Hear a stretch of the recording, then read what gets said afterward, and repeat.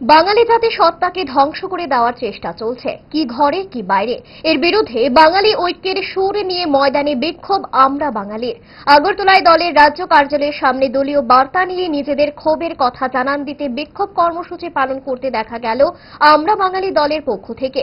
পড়শি দেশ বাংলাদেশে মৌলবাদী আক্রমণের বিরুদ্ধেও সুর চড়া করতে দেখা গেল আমরা বাঙালিকে। দলের রাজ্য সাধারণ সম্পাদক গৌরাঙ্গ রুদ্র পাল তার আহ্বানে কি জানিয়েছেন দেখুন।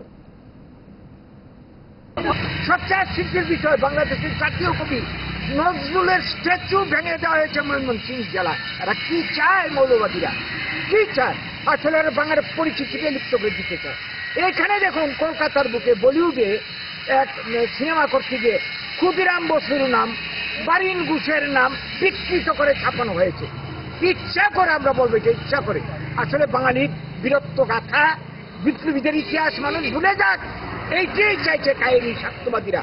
আজকে আমাদের জাহাজ, আমাদের বিক্ষোভ, এই যে অন্যায় অবিচার, বাঙালির অস্তিত্ব, কৃষ্টি সংস্কৃতি ধ্বংস করার এই যে চক্রান্ত এপার বাংলা এবং এইখানে, তার বিরুদ্ধে জাহাজ আমরা আজকের এই বিক্ষোভের মাধ্যমে, আমাদের বক্তব্যের মাধ্যমে, আপনাদের মাধ্যমে আমাদের বক্তব্য তুলে ধরতে চাইছি। এই রাজ্যের, এই দেশের কি বলবো, সচেতন নাগরিকের কাছে, মানে যারা ধর্মনিরপেক্ষ মানুষ,